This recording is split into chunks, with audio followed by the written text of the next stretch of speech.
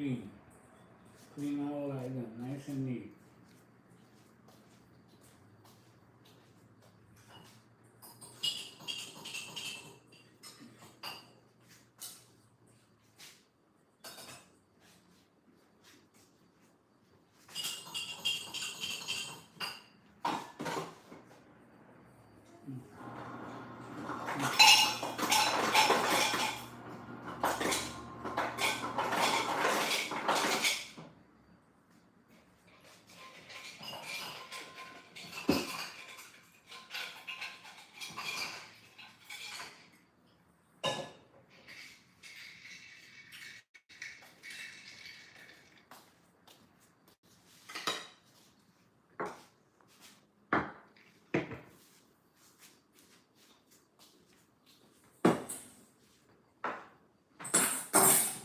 Okay.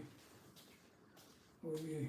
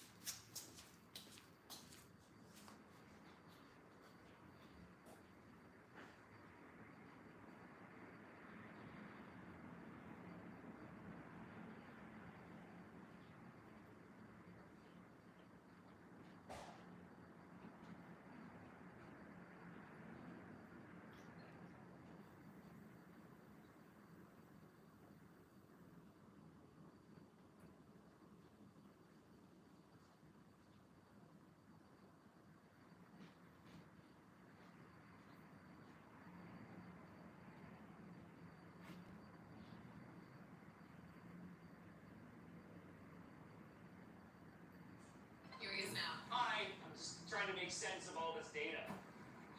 Just get Saspaya. Saspaya.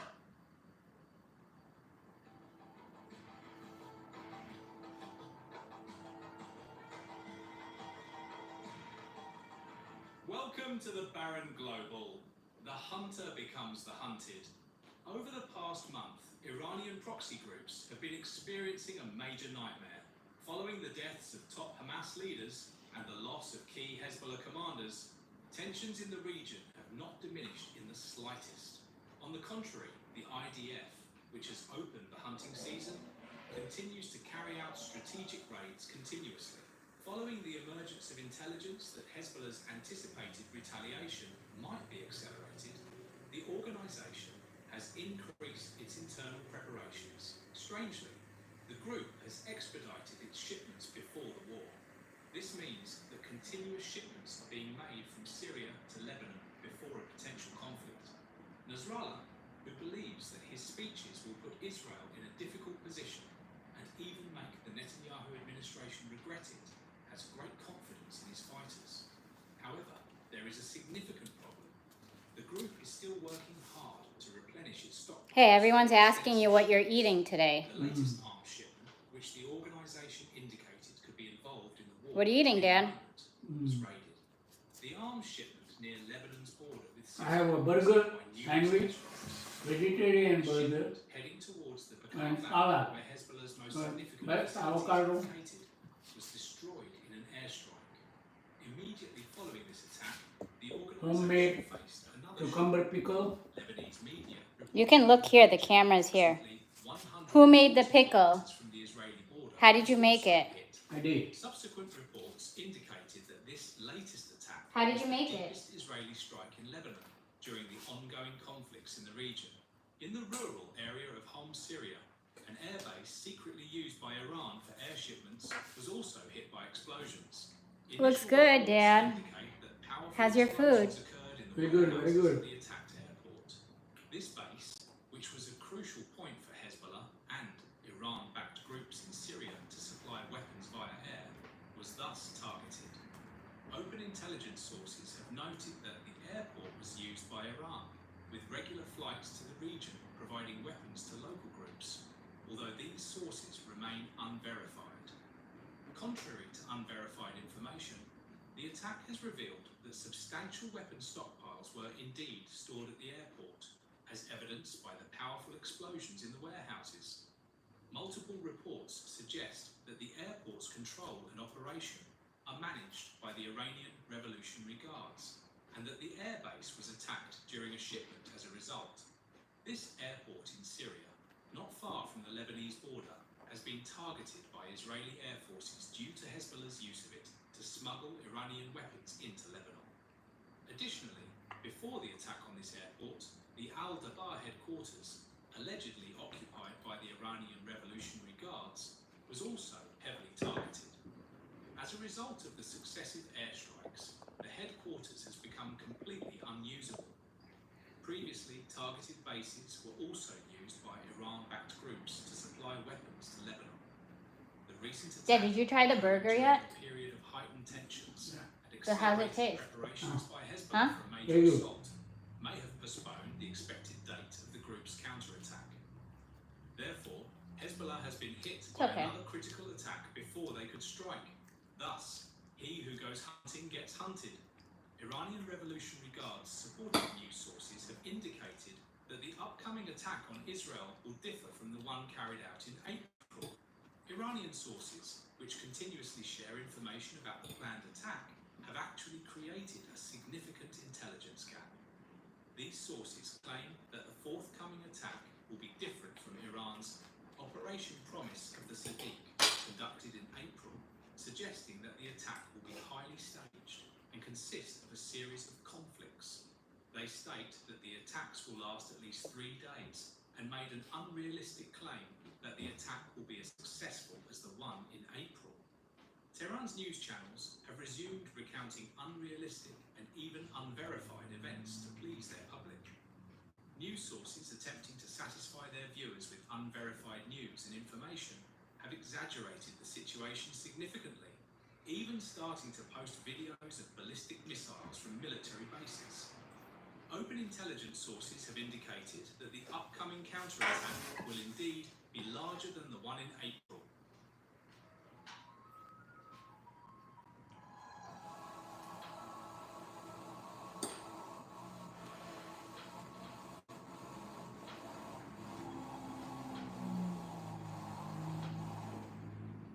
With a significant assault involving nearly 1,000 weapons, intelligence has surfaced suggesting that the attack will be almost 2.5 times larger than the one conducted in April.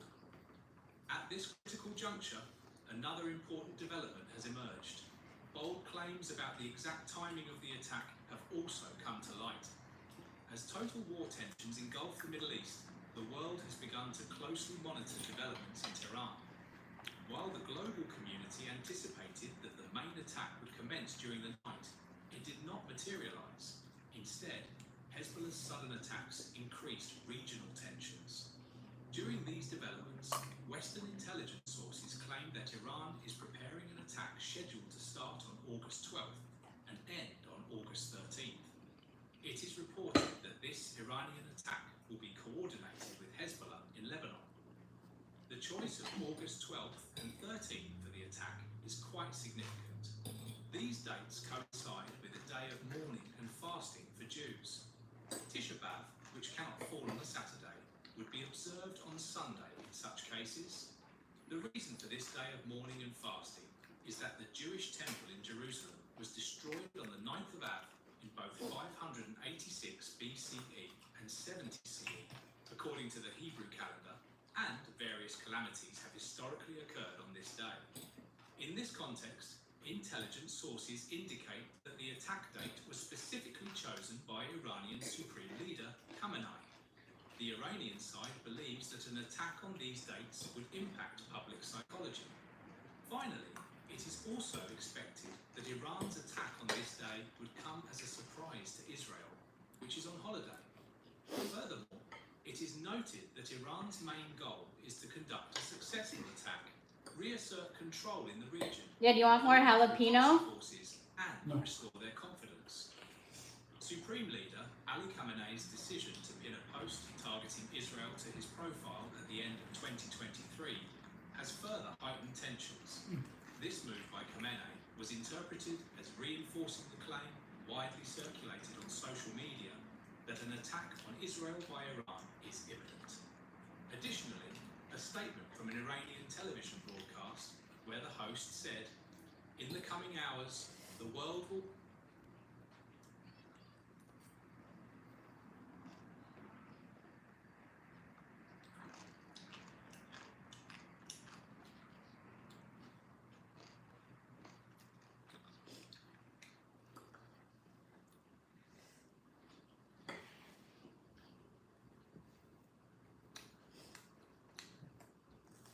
Welcome to the Raptor News channel. And Hezbollah started to withdraw from its most important positions, and some groups started to flee. In the last 2 days, when the tension reached its highest levels, Iran made very harsh statements, while the intensity and number of operations increased significantly. Hezbollah withdrew from its positions, but the terrorist organization's battalions were largely shifted to Syria. Hezbollah presence in Syria has reached the highest level in history. Yesterday, as you know, with Iran's statements, the IDF's operations passed the critical point. I should mention at the beginning of the video that the Iranian statements only increased tensions in the region, but the IDF was able to eliminate the leaders of the terrorist organization one by one, while capturing the regional commander of Hezbollah in a major operation. Dozens of Israeli warplanes have also entered Syria, but there are huge problems. While Hezbollah is fully deployed in Syria, the Syrian army has started attacking Israeli warplanes with air defense missiles. So how can Syria and Hezbollah move so freely? While Israeli drones cross the border, the Russian presence and air defense systems increased by 3 times. I've given you the most important topics of the day, and we are living the most critical day of the war. Therefore, without keeping you waiting any longer, let's quickly move on to our video.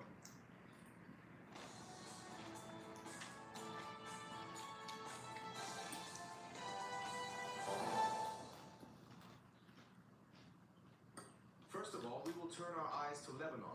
As I mentioned at the beginning of the video, with the recent announcements, there is an incredible movement of Hezbollah battalions. There are many units on the move, and intelligence reports indicate that Hezbollah leaders are constantly moving around, entering Syria and Iraq, and are in constant contact with Iran. But as I said, IDF intelligence is monitoring the area very closely. During this period, Israeli drones were observed crossing the border without any media coverage. After crossing the Lebanese border, the drones started heading towards the town of Bazuria in the Tyre region on the Lebanese coastline. Shortly afterwards, an explosion occurred on a highway. About 10 minutes later, it was revealed that the vehicle of the regional commander of the southern front of the Hezbollah terrorist organization was eliminated by a drone operation. Ali, the Hezbollah commander who was neutralized, is known to be the commander who runs the entire southern front and is known to have masterminded the attacks. The destruction of this terrorist organization leader is a clear indication that Hezbollah is facing major weaknesses on the southern front, because the commander of the southern region coordinated the entire organization and ensured that attacks and defenses were carried out. Let me give you an example to make it easier to understand. Rocket attacks have been carried out by the terrorist organization in northern Israel for months. All of these attacks were organized and ordered by the terror commander, who was eliminated today. With the elimination of the terror leader, everyone thought that the airstrikes would go directly to Syria. However, a very large-scale operation against terrorist elements in Lebanon was suddenly launched. The elimination of the terror leader demoralized all the southern Hezbollah battalions, and coordination broke down. The Hezbollah battalions in the south withdrew from critical and important positions. Most of the units were sent to the Syrian border, while intelligence reports showed that terror members fled en masse. It was also reported that the morale of a large number of terrorist members was very low, and that they started to act individually or fled. The main reason for this deterioration of morale is the disciplined and sustained successful attacks by Israeli forces against the terrorist organization. And as I have mentioned in at least 10 of my videos in the past, it does not make sense to constantly attack members of terrorist organizations.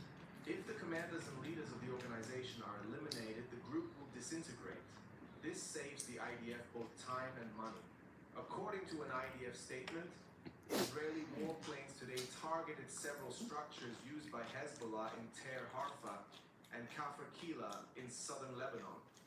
IDF tanks also shelled locations used by the terrorist organization in Rab al-Talathim. Meanwhile, Hezbollah claimed responsibility for several rocket attacks on Israeli communities and IDF positions along the border from the Upper and Western Galilee. The IDF reported that at least one rocket hit a field in the Avivim area, causing no casualties. In addition, IDF troops used artillery to target launch sites in southern Lebanon. However, sirens sounding in the Shir Yeshov triggered a false alarm, as reported by the IDF. The Lebanon operation ended at this time, and the major Syrian operation officially began. It is worth noting that the reports are published after the operations have taken place. The operations are conducted in a very secretive manner. Israeli warplanes were observed crossing the Syrian border after the Syrian army supported Hezbollah and allowed it to deploy on Syrian territory. It is better to be pig than a donkey like you, one who don't know how to, eat with fingers that is provided to you. You should eat with your fingers, okay? Don't go westernized, okay? Be Indian, okay? Go in the village and see how people eat. Majority of the people eat with their hand, not with the fork and knife, okay? Military base, because this air base is directly used by Hezbollah. But this is not the most important thing here. I think the main reason for Syria's open support for the terrorist organization and the attack on Israeli warplanes is Russia. We know that the Russian military has recently deployed dozens of air defense systems in Syria, brought fighter jets to the region, and bombers have also been deployed to Syria. It doesn't matter, Dad. You don't have to get offended. You don't have to get offended by everyone. You do what you want to do, right? Troops have established dozens of military bases.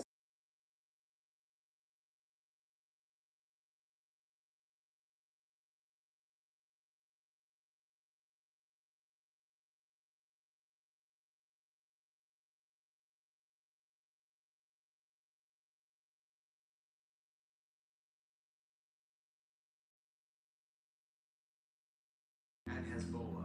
Russia will provide this support underhandedly by putting forward the Syrian army.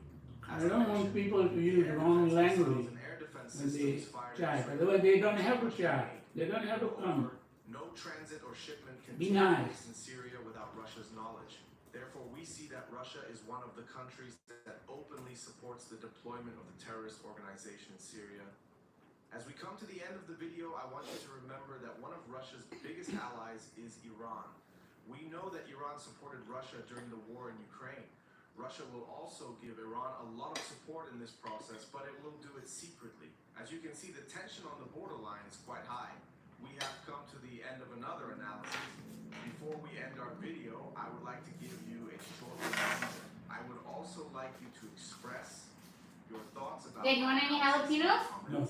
I would like to emphasize that we constantly monitor and analyze current and accurate news for your benefit. We share with you the news we receive from more than 100 correspondents in the region and the reports we obtain from military public information systems. It should be noted that we work tirelessly for more than 12 hours every day. Therefore, if you would like to make a donation, please click on the Super Thank You button. Your donations enable us to bring our news to a wider audience and provide better quality reports. You can also show your support by liking the video and leaving a comment.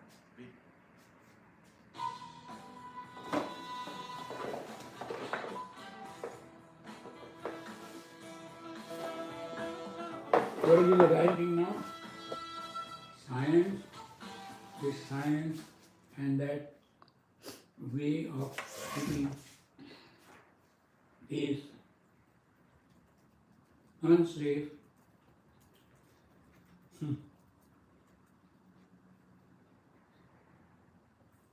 The U.S. is now Do some more reading before you talk. Fighter Squadron to the Middle East, bracing Eating with your hand, with fingers, is the best way you can eat. All Western world is going back to eating with fingers, not with the fork and knife. Israel has not commented. Growing tensions between Israel and Hezbollah and Iran are also prompting a new warning on Lebanon. The U.S. Embassy in Beirut is warning Americans who want to get out of the country to book, quote, any ticket available. This as airlines begin canceling flights in and out of the country. Since Ben Wiedemann is in Beirut. Ben, you've covered so many periods like this in Lebanon through the years. I wonder, as you watch events there and reactions, are folks really bracing for something big? Yes, they are.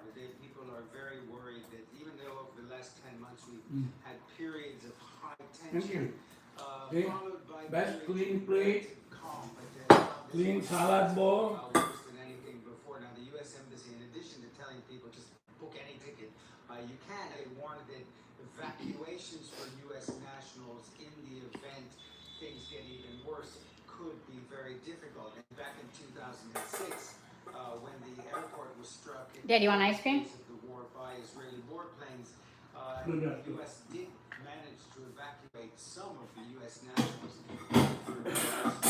Now, for instance, Kuwaiti Airlines is the latest airline to announce that it's going to stop flying to Beirut. And tomorrow they said it's their last flight, and it's not clear when they will resume flying to Beirut. That's just the latest airline to make such an announcement. Today we also heard from the Minister of Economy and Trade who warned people not to hoard food, to reassure the public that there is an adequate amount of food available. At the moment, we don't really get the sense that there is panic, but there is real fear that when Hezbollah, when Iran retaliates for a series of assassinations here in Beirut and in Tehran, that this time it's not going to be like in April, where it was a very orchestrated, telegraphed strike by Iran 12 days after that Israeli strike on the diplomatic complex in Damascus. This time, it's widely believed that not only will Iran strike, but all of its allies in the region. Hezbollah, of course, we've heard Secretary General of Hezbollah, Hassan Nasrallah, say that's what they're going to do. But also the Houthis in Yemen and various pro-Iranian militias in Syria and Iraq. So the stage is set for perhaps a very dangerous period, not just here in Lebanon, but across the Middle East. Jim? Listen, an attack like that would inevitably set up the conditions for a response against all of those parties and yet one more cycle. It's been leaving it so much. Break down Columbus with me here is Andrew Miller. He's the former Deputy Assistant Secretary of State for Israeli-Palestinian Affairs. This is a really dicey time there, which I mean, we could say so many times in recent months and years, but particularly now. What is your expectation about the degree of Iran's response here? Because if that assessment is correct, and it's going to be multi-pronged with Iran and its proxies, that's a major escalation. Well, I think one thing to understand is that despite the successful intervention of the April attack by the U.S., Israel, and partners, that was very much a perfect storm. Everything went right, it limited the damage, and allowed the Biden administration to consequently limit Israel's response. Even under the best of circumstances, there's no guarantee that it will play out as cleanly. Now we have more actors involved. Hezbollah and Hamas in particular did not engage in April, and that means rockets are in this direction. The Israeli missile defense system is incredibly impressive, but it can be overwhelmed through saturation tactics. It's an extraordinarily dangerous moment in that regard, and Iran arguably has a greater incentive to respond strongly this time because of the degree to which they were embarrassed, frankly, by the Israeli attack in their capital against a senior Hamas leader. I imagine that one focus of these U.S. assets going into the region is to add resistance to Israel, not just about potential retaliation. That's absolutely right. And there are two types of munitions that we're going to be concerned about. One of them are UAVs and drones. They travel more slowly, and and that allows multiple interception points. They're often taken out by aircraft well before they reach Israeli borders. Missiles are more difficult, and we were very fortunate that Israel's Arrow 3 system worked successfully in April and intercepted most of the incoming ballistic missiles, but some of the warships that are being deployed alongside the USS Lincoln have missile defense capabilities, including the Aegis system, which is our most advanced missile defense shipborne platform. Well, see, I think a lot of people are aware of the Iron Dome, but then sometimes forget that there are multiple layers. The Iron Dome, the arrow way up here for the ballistic missiles is a swing in between. I wonder, does the U.S. have any actual influence on Israel to pull back from what you might expect would be another escalation? Because it does seem that the U.S. has repeatedly warned Israel or tried to pressure Israel not to be too aggressive in some of these strikes instead of carrying out fire. The U.S. certainly does have influence. The question is whether the administration is prepared to exercise all of it. The Israeli